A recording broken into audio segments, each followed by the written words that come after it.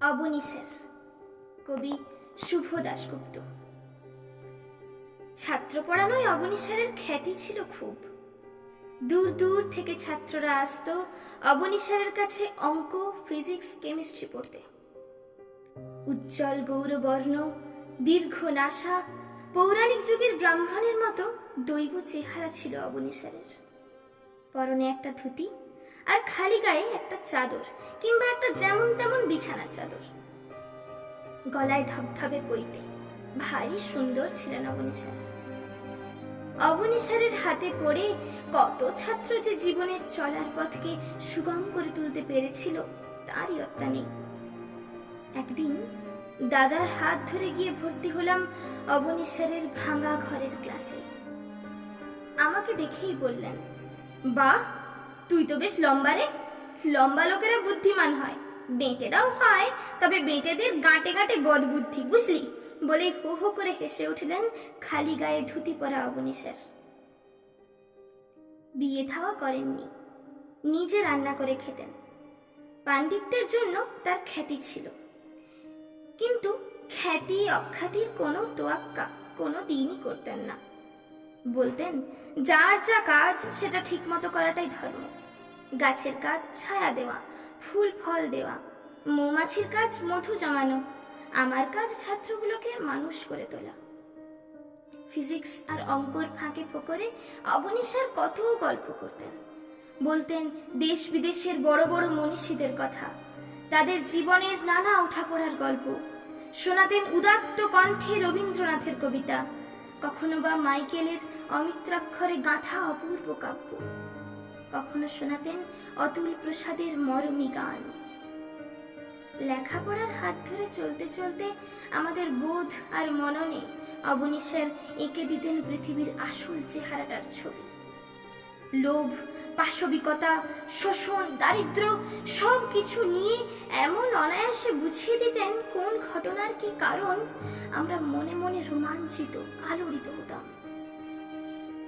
Abani sir শোনাতেন Russia বিপ্লবের কথা, ক্ষুদিরাম মাস্টারদার কথা, টিটুমিরের গল্প। শোনাতেন তারাশঙ্করের গণদেবতা কিংবা শরৎচন্দ্রের পথের দাবির গল্প। কর্মব্যস্ত জীবনের ছোটখাটো অবকাশে যখনই ভেবেছি স্যার আমাদের জন্য কত কি করলেন, আমরা কি করলাম, তখনই মনটা ভারী হয়ে ওঠে। প্রবাসে থাকি, বাংলার জন্য মন কাঁদে। বন্ধু, আত্মীয় অনেকের কথাই ঘুরে ফিরে মনে আসে। অবনী স্যারের কথাও খুব মনে পড়ে। পুজোর ছুটিতে বছর 5 আগে সেবার দেশে ফেরার আয়োজন করলাম। ফেরার পথে এসি 2 টায়ারে আরামে বসে বসে বারবার মনে পড়ছে স্কুলের কথা, বন্ধুদের কথা। মনুষ্যচক্ষে দেখতে পাচ্ছি ভাঙাচোরা সেই অবিন্যস্ত ঘর, যেখানে বসে ক্যালকুলাস আর কেমিস্ট্রির ফাঁকে অবনী স্যার বলে যেতেন জীবনের কথা, ইতিহাসের কথা। বাড়ি ঢুকে এতদিন পরে এলে যা হয়, অনেকটা সময় চলে গেল কথায়, কুশল প্রশ্নে। তারপর পোশাক পাল্টে পাড়ার মোড়ে গিয়ে হাজির হলাম। খনিদার চায়ের দোকানে গিয়ে দাঁড়াতেই নানা জনের নানা প্রশ্ন।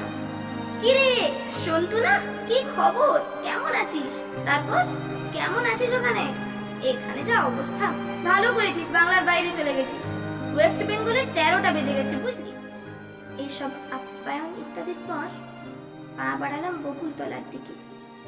একটা বহু পুরনো শিব মন্দিরের ঠিক পেছনে তেঁতুল গাছের পাশে গঙ্গার ধার ঘেঁষেছিল অবনী স্যারের ভাঙাচোরা একতলা। হাঁটতে হাঁটতে পুরনো পাড়ার রূপ বদল দেখছিলাম। মোড় ঘুরতেই অবাক, এ কি, তেঁতুল গাছটা নেই তো! মন্দিরের পেছনে পা চালিয়ে গিয়ে দাঁড়াতে বুকটা হু হু করে উঠল। স্যারের বাড়িটা উধাও, নেই। সেখানে একটা 4তলা ফ্ল্যাট বাড়ি, ব্যালকনিতে ঝুলছে শাড়ি, বেড কভার, পাশে আরেকটা ওই রকমই বাড়ি। নদীর পাড় ঘেঁষে নতুন রাস্তা হয়েছে। স্যারের বাড়িটা মানচিত্র থেকে কেউ যেন ইরেজার দিয়ে মুছে দিয়েছে, এঁকেছে অন্য রকমের ছবি। মনটা ভীষণ ভেঙে গেল। গঙ্গার পাড় ঘেঁষে নতুন রাস্তা, সেখানে গিয়ে দাঁড়ালাম একা। মনের ভেতরে নানা প্রশ্নের ঝড়। কোথায় গেলেন অবনী স্যার? কি হলো তার সেই ভাঙাচোরা জীর্ণ বাড়িটার, যা আমাদের কাছে মন্দির মসজিদের চেয়েও বড়? ছেলেবেলার বন্ধু অপূর্বর সঙ্গে দেখা হলো। আমাকে দেখে থমকে দাঁড়ালো। সন্তু না? কিরে, কি খবর? কতদিন পর দেখলাম তোকে, কেমন আছিস? চেহারাটা অনেক বদলে গেছে তোর। এ কথা সে কথার ফাঁকে অপূর্বর কাছে জানতে চাইলাম স্যারের কথা। ও পড়তো অবনী স্যারের কাছে। দীর্ঘশ্বাস ফেলে হাতের বাজার করা ব্যাগটা মাটিতে নামিয়ে অপূর্ব বলল, সে অনেক গল্প, লম্বা কাহিনী।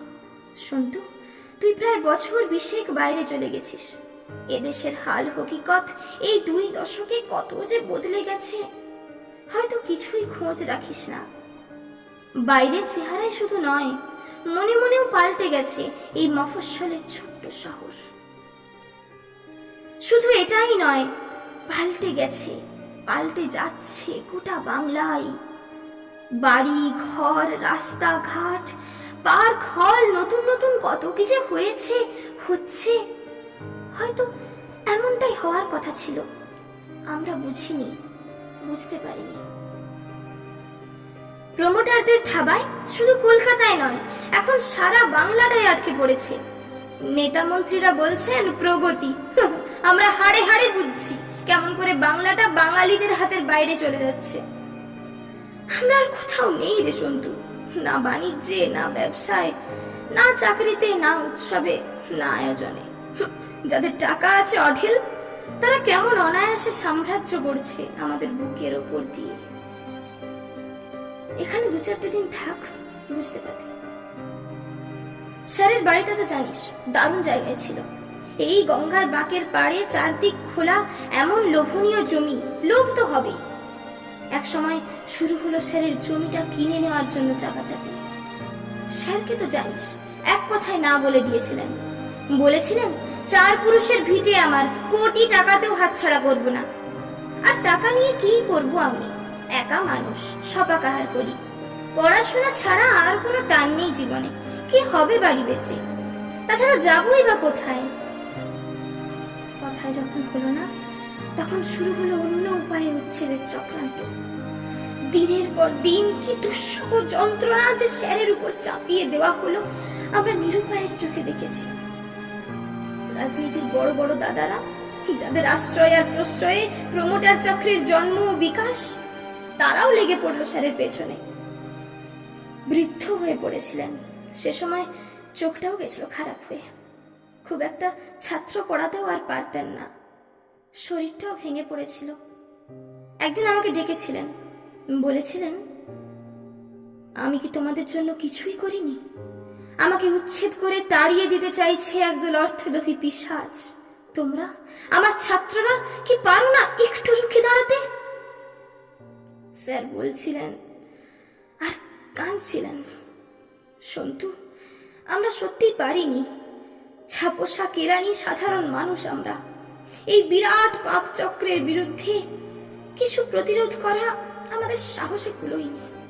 তাছাড়া তোর কাছে স্বীকার করতে বাধা নেই সন্তু, আমরাও আসলে যে যার নিজের নিজের জীবনযাপনের সমস্যা নিয়েই এত জেরবার হয়ে থেকেছি।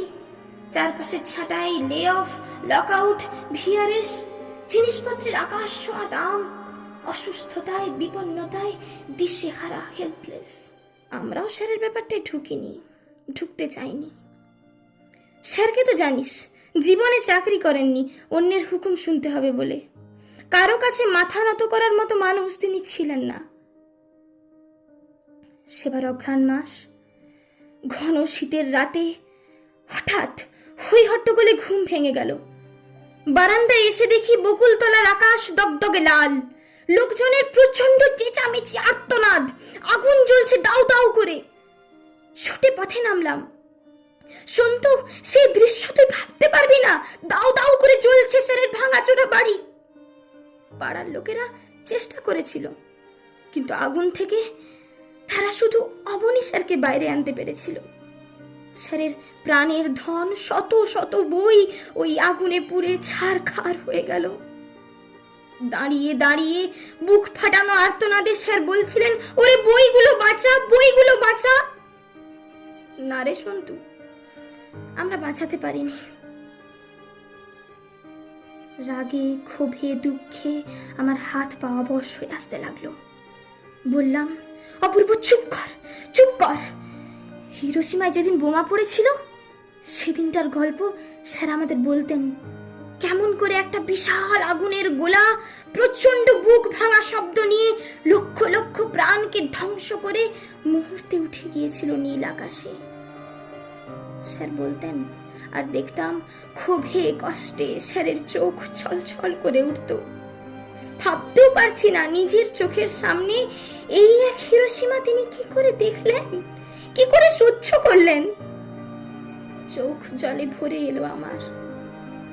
অপূর্ব বলল, সন্তু, স্যার এখনো বেঁচে আছেন, মারা যাননি, যাবি স্যারের কাছে? আমি কেঁদে ফেললাম, না, পারবো না। আমরা কিরকম মানুষ অপূর্ব? স্যারের কাছে রসদ নিয়ে বড় হলাম, বড় চাকরি করলাম, বউ বাচ্চা নিয়ে সুখে রইলাম, স্যারকে কি ফিরিয়ে দিলাম? কি? চল সন্তু, দেশে যখন এসেছিস স্যারের সামনে গিয়ে একবার দাঁড়াই। সন্ধেবেলায় স্কুলে গেলাম, ছেলেবেলার স্কুল। এখন অনেক বড় হয়েছে। দারোয়ানের ঘরের পেছনে আর একটা টালির ঘর, যেখানে আগে থাকতো ঘুঁটে কয়লা। সেই অন্ধকার স্যাঁতস্যাঁতে ঘরে বিছানার উপরে একটা মানুষ, শীর্ণ পোড়া কয়লার মতো ফ্যাকাশে, বসে আছেন আমাদের অবনী স্যার। স্যার! পায়ে হাত রেখে প্রণাম করে কেঁদে পড়লাম। স্যারের কোনো প্রতিক্রিয়া হলো না।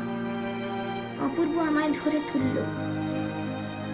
শোন, স্যার বেঁচে আছেন, কিন্তু কোনো বোধ শক্তি, ভাষা কিছুই আর নেই।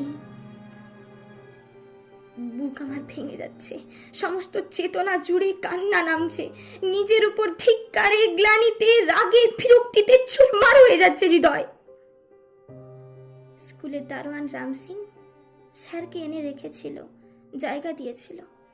আমায় চিনতে পেরে বলল, দাদা, দুঃখ করো না, যার যা কপাল। চুপ করে যাওয়ার আগে বলতেন, যার যা কাজ সেটা ঠিক করে করাটাই ধর্ম। আমার কাজ ছাত্র করে তোলা, সেটাই করি, আমি ধর্ম পালন করি। এই যে দাদা, তুমি এত দূর থেকে স্যারকে দেখতে এলে, এও তোমার ধর্ম, মন খারাপ করো না। স্যার বসে আছেন, শূন্য দৃষ্টি। মনে হলো তিনি বলছেন, বুঝলি, নিজের কর্তব্য করে যাওয়াটাই জীবন। এই যেমন আমি তোদের এত কিছু বললি, এত সব শেখাই, তোরাও বড় হয়ে অন্যকে শেখাবি, অন্যকে বড় করে তুলবি, এই তো মানুষের কাজ। স্যার বলে যাচ্ছেন, কষাঘাতের মতো এক একটা বাক্য এসে পড়ছে আমার শরীরে। স্যারের গাওয়া গান মনে পড়ছে, আরো আরো প্রভু, আরো আরো, আরো আরো প্রভু, আরো আরো, এমনি করে, এমনি করে আমায় মারো, আরো আরো প্রভু, আরো আরো, আরো আরো প্রভু, আরো